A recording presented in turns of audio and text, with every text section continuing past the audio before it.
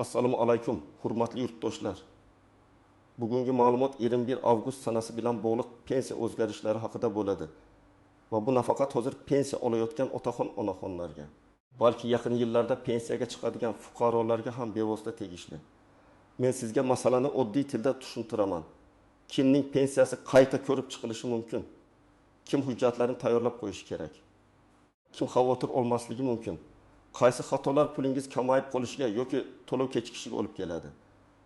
Iltimos, videoni oxirigacha ko'ring. Chunki bitta noto'g'ri hujjat yoki bitta e'tiborsiz qoldirilgan ma'lumot bir necha oy pensiya farqini yo'qotishga sabab bo'lishi mumkin. Hozirning o'zida kanalga obuna bo'ling, like bosing. Chunki men pensionerlar uchun eng muhim o'zgarishlarni doimiy ravishda tushuntirib boraman. Avval pensiya masalalarida ko'p ish qog'oz hujjatlar orqali yurardi. Odamlar mehnat daftarchasini ko'tarib pensiya jamg'armasi bo'limiga borardi. Arxivdan ma'lumotnoma so'rardi. Eski ish joyi yopilib ketgan bo'lsa, uning huquqiy vorisini izlar. Ba'zan birgina stajni tasdiqlash uchun tumanma-tuman yurishga majbur bo'lardi. Pensiya tayinlashda asosiy e'tibor mehnat staji, ish haqi, badallar, imtiyozli davrlar, bola parvarishi, harbiy xizmat, nogironlik holati, o'quvchisini yo'qotganlik kabi ma'lumotlarga qaratilar edi. Ammo ma'lumotlarning bir qismi qog'ozda, bir qismi eski arxivda, bir qismi esa elektron bazalarda bo'lgani uchun xatolar ko'p uchrardi. Endi esa tizim bosqichma-bosqich raqamlashtirilmoqda. 21 avgustdan keyingi tartiblarning asosiy mazmuni shuki, pensiya ma'lumotlari ko'proq elektron bazalar orqali tekshiriladi. To'lovlar, qayta hisoblash, ortiqcha to'lov yoki kam to'lovlarni aniqlash jarayonlari ancha faol ishlaydi. Bu nimani anglatadi? Agar sizning stajingiz to'g'ri kiritilgan bo'lsa, ish haqi ma'lumotlari bazada aniq bo'lsa, bank kartangiz yoki naqd to'lov manzilingiz to'g'ri bo'lsa, siz uchun jarayon osonlashadi. Lekin hujjatlari tafovut bo'lsa, masalan, pasportdagi familiya bilan mehnat daftarchasidagi familiya bir xil yozilmagan bo'lsa, bir yildagi ish joyi bazada ko'rinmasa, ish haqi ma'lumotnomasi noto'g'ri bo'lsa, ana shunda muammo chiqishi mumkin. Men bu yerda bitta narsani alohida aytaman. O'zgarish degani hammaning pensiyasi avtomatik oshadi yoki hammaning pensiyasi kamayadi degani emas. O'zgarishning mohiyati tartib, tekshiruv, aniqlashtirish va ayrim hollarda qayta hisoblash bilan bog'liq. Kimning ma'lumotlari to'g'ri bo'lsa, u qo'rqmaydi. Kimda eski, chala yoki qarama-qarshi hujjatlar bo'lsa, u tayyorlanishi kerak. Birinchi navbatda yaqinda pensiyaga chiqqan yoki pensiya tayinlash jarayoni hali to'liq yakunlanmagan fuqarolar e'tiborli bo'lishi kerak. Masalan, siz 2024 yoki 2025 yilda pensiyaga chiqqan bo'lsangiz, sizning ish stajingiz elektron bazalar bilan solishtirilishi mumkin. Agar siz 35 yil ishlaganman deb hisoblasangiz, lekin bazada 31 yil ko'rinsa, 4 yil farq pensiya miqdoriga ta'sir qilishi mumkin. Bunday vaziyatda men sizga kutib o'tirmaslikni maslahat beraman. O'zingiz borib tekshiring. Mehnat daftarchangizdagi har bir yozuv, ishga kirgan va ishdan chiqqan sanalar, tashkilot muhri, buyruq raqami, lavozim nomi bor yo'qligini ko'ring. Ikkinchi toifa eski ish joylari yopilib ketgan pensionerlar. Ko'pchilik sovxoz, kolxoz, zavod, qurilish boshqarmasi, tuman iste'mol jamiyati, tikuv fabrikasi, transport korxonasi kabi tashkilotlarda ishlagan. Bu tashkilotlarning ayrimlari tugatilgan, nomi o'zgargan, arxivga topshirilgan yoki umuman hujjatlari boshqa idoraga o'tgan. Masalan, bir onaxon 1965 yildan 1995 yilgacha tikuv fabrikasida ishlagan. Mehnat daftarchasida yozuv bor, ammo elektron bazada bu davr ko'rinmaydi. Agar bu 10 yil staj hisobga olinmasa, pensiya ancha past chiqishi mumkin. Shuning uchun arxiv ma'lumotnomasi juda muhim. Uchinchi toifa, familiyasi o'zgargan ayollar. Turmushga chiqqandan keyin familiya almashgan, keyin pasport yangilangan, mehnat daftarchasida esa qiz familiyasi qolgan bo'lishi mumkin. Masalan, mehnat daftarchasida Karimova Dilbar deb yozilgan. Hozirgi pasportda esa Tursunova Dilbar bo'lsa, tizim buni bir odam sifatida darhol tanimasligi mumkin. Bu holatda nikoh guvohnomasi, familiya o'zgargan tasdiqlovchi hujjat, agar zarur bo'lsa, FHDYO ma'lumotnomasi kerak bo'ladi. Men ko'p ko'rganman, odamning pensiyasi kam hisoblangan, sababi 7 yillik ish staji eski familiyada qolib ketgan. 4-toifa. Ishlashda davom etayotgan pensionerlar. Ko'p pensionerlar pensiyaga chiqqandan keyin ham qorovul, hamshira, o'qituvchi, hisobchi, ustoz, bog'bon, texnik xodim, tadbirkor yoki xizmat ko'rsatuvchi sifatida ishlashda davom etadi.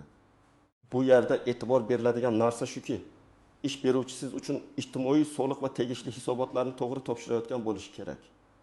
Agar siz ishlayapsiz, lekin rasmiy ishga olinmagan bo'lsangiz, bu keyingi qayta hisoblashlarda foyda bermasligi mumkin. Masalan, pensioner aka 3 yil qo'riqchi bo'lib ishladi. Oylik naqd oldi, shartnoma yo'q. Keyin pensiyani qayta hisoblatmoqchi bo'ldi, lekin rasmiy ma'lumot yo'q. Natijada o'sha 3 yil hisobga olinmaydi. 5-toifa nogironlik pensiyasi yoki boquvchisini yo'qotganlik pensiyasi oluvchilar. Bu turdagi pensiyalarda tibbiy xulosa, nogironlik guruhi, qayta ko'rik muddati, qaramog'idagi shaxslar haqidagi ma'lumotlar muhim. Agar nogironlik muddati tugagan bo'lsa, lekin qayta ko'rikdan o'tish kechiksa, to'lovda tanaffus bo'lishi mumkin. Agar bola 18 yoshga to'lgan bo'lsa, lekin kunduzgi ta'limda o'qiyotgan bo'lsa, ta'lim muassasasidan ma'lumotnoma kerak bo'lishi mumkin. Aks holda boquvchisini yo'qotganlik bo'yicha to'lov to'xtatilishi ehtimoli bor. Endi real misollar bilan tushuntiraman. Birinchi misol. 62 yoshli erkak fuqaro 32 yil staj bilan pensiyaga chiqqan. Uning mehnat daftarchasida 1992 yildan 1992 yilgacha xususiy korxonada ishlagani yozilgan. Lekin korxona keyinchalik yopilgan, arxivga hujjat topshirilmagan. Agar bu 6 yil tasdiqlanmasa, pensiya taxminan sezilarli darajada past bo'lishi mumkin. Aniq summa har bir odamning ish haqi va stajiga bog'liq. Lekin ba'zan farq o'yiga 100 ming so'm, 300 ming so'm. Ayrim hollarda undan ham ko'p bo'lishi mumkin. Agar fuqaro arxidan yoki sud orqali stajini tasdiqlasa, pensiya qayta hisoblanishi va belgilangan tartibda farqi to'lab berilishi mumkin. Ikkinchi misol. 58 yoshli ayol 5 farzand tarbiyalagan, ish staji 20 yildan oshiq, lekin bola parvarishi davrlari hujjatlarda to'g'ri aks etmagan. Ko'pchilik bola parvarishi davrini stajga qanday qo'shilishini bilmaydi. Har doim ham barcha davr avtomatik kiritilmaydi. Ayrim ma'lumotlar tug'ilganlik guvohnomasi, ish joyidagi buyruqlar yoki arxiv yozuvlari bilan tasdiqlanishi kerak bo'ladi. Agar shu hujjatlar to'liq bo'lsa, pensiya hisobida foyda beradi. Agar chala bo'lsa, fuqaro o'z haqqini ola olmay qoladi. Uchinchi misol, pensioner onaxon pensiyani bank kartasi orqali oladi. Kartaning muddati tugagan, lekin yangisini faollashtirmagan. Tizimda pul o'tkazilgan bo'lishi mumkin. Lekin pensioner pensiyam kelmadi deb o'ylaydi.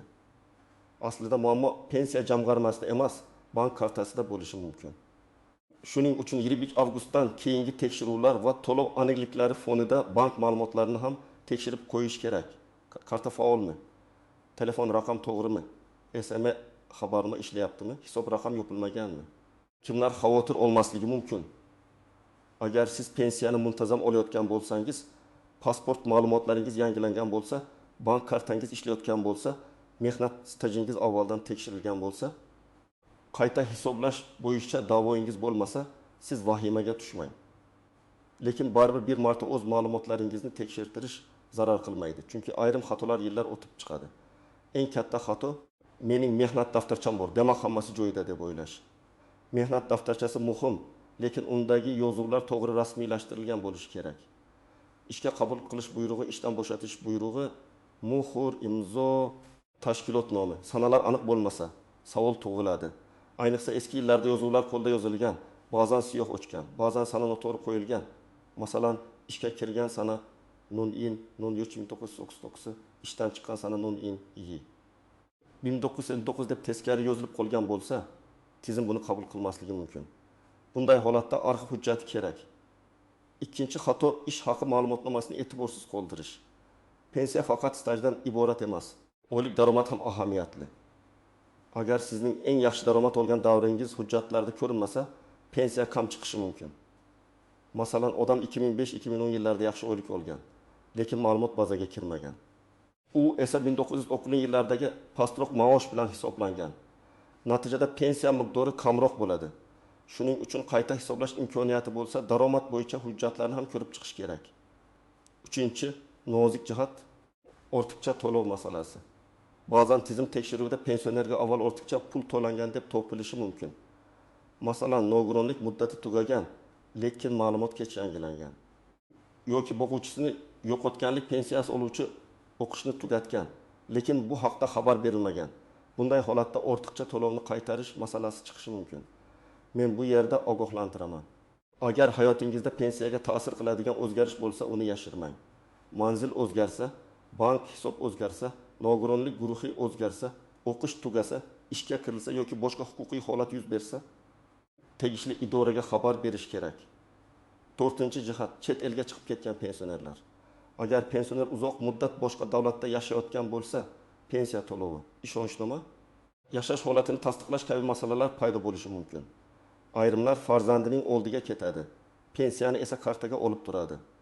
Bu har doim ham muammo degani emas, lekin hujjatlar tartibli bo'lishi shart. Ishonchnoma muddati tugagan bo'lsa, bank operatsiyalari to'xtashi mumkin. Shaxsiy tasdiq talab qilinsa, vaqtida bajarmaslik to'lov kechikishiga olib keladi. 5-jihat, pensiya turini noto'g'ri tanlash yoki o'z huquqini bilmaslik. Ayrim fuqarolar yoshga doir pensiya, nogironlik pensiyasi yoki boquvchisini yo'qotganlik bo'yicha qaysi bir foydaliroq ekanini bilmaydi. Albatta, hamma pensiyalarni bir vaqtning o'zida to'liq olish mumkin emas, lekin qonunda qaysi tartib qo'llanishi aniq belgilangan. Masalan, nogironligi bor fuqaro yoshga doir pensiya yoshiga yetganda qayta ko'rib chiqish unga foydaliroq bo'lishi mumkin. Buni albatta mutaxassis bilan hisoblatish kerak. 6-nozik masala imtiyozli pensiya. Ayrim kasblarda ishlaganlar erta pensiyaga chiqish yoki alohida hisoblash huquqiga ega bo'lishi mumkin. Lekin bu faqat kasb nomi bilan hal bo'lmaydi. Ish sharoiti, lavozim, ro'yxatlar, attestatsiya, ish beruvchi hujjatlari muhim. Masalan, odam men zararli sexda ishlaganman deydi.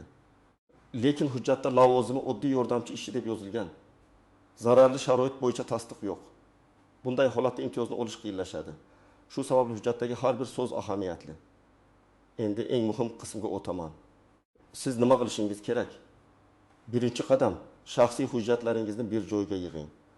Pasportga ID karta, pensiya guvohnomasi, mehnat daftarchasi, nikoh guvohnomasi, familiya o'zgargan bo'lsa tasdiqlovchi hujjatlar, bolalarning tug'ilganlik guvohnomalari, harbiy xizmat hujjati, diplom yoki o'qish davrini tasdiqlovchi hujjatlar, nogironlik bo'yicha tibbiy xulosa, ish haqi ma'lumotnomalari, arxiv javoblari bo'lsa, hammasini alohida papkaga soling. Men doim aytaman, pensionerning hujjat papkasi tartibli bo'lsa, muammo yarmi hal bo'lgan bo'ladi.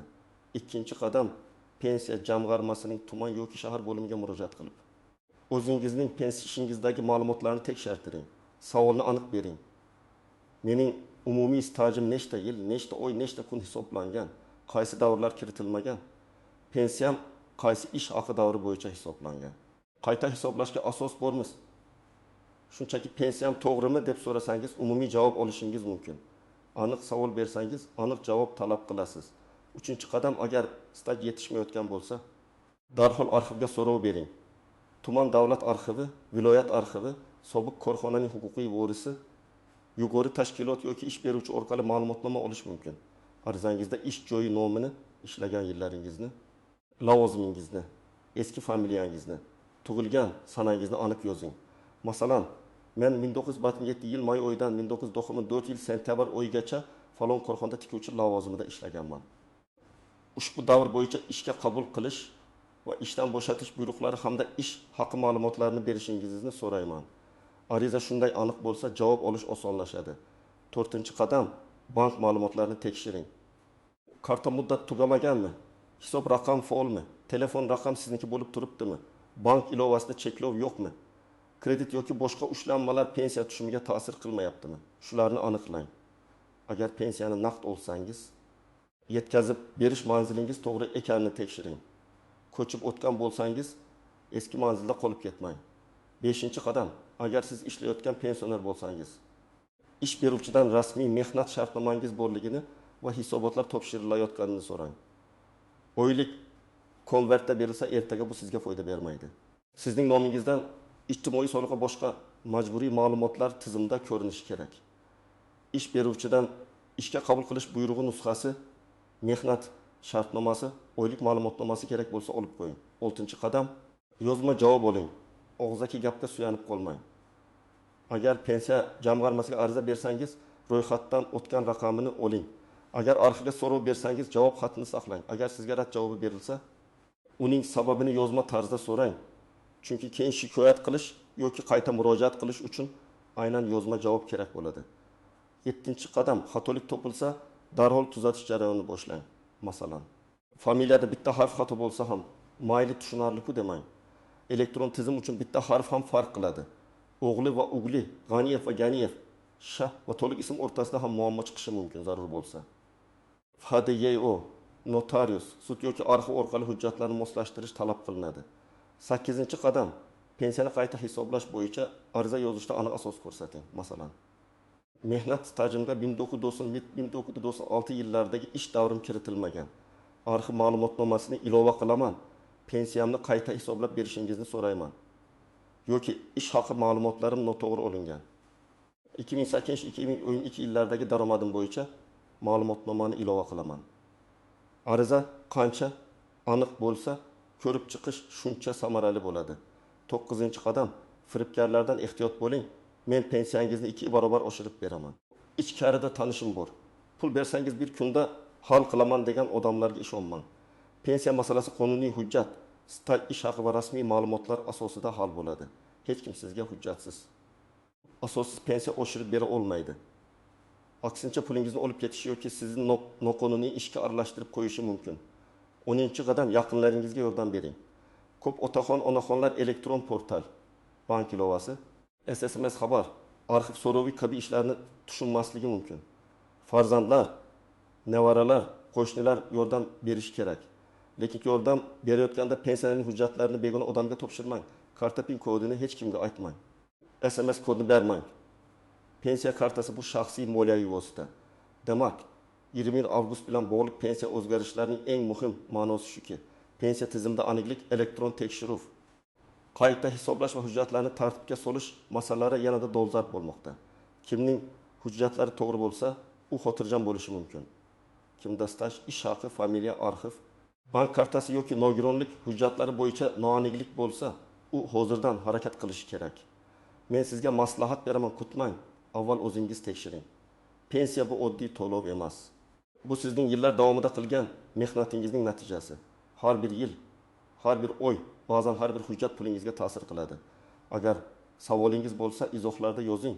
Yoshingiz, stajingiz, muammo qaysi hujjatda ekanini umumiy qilib yozsangiz, keyingi videolarda eng ko'p uchraydigan holatlarni alohida tushuntirib beraman. Videoni foydali deb bilsangiz, like bosing, yaqinlaringizga yuboring va kanalga obuna bo'ling. Chunki pensiya bo'yicha o'zgarishlardan vaqtida xabardor bo'lgan odam o'z haqini yo'qotmaydi.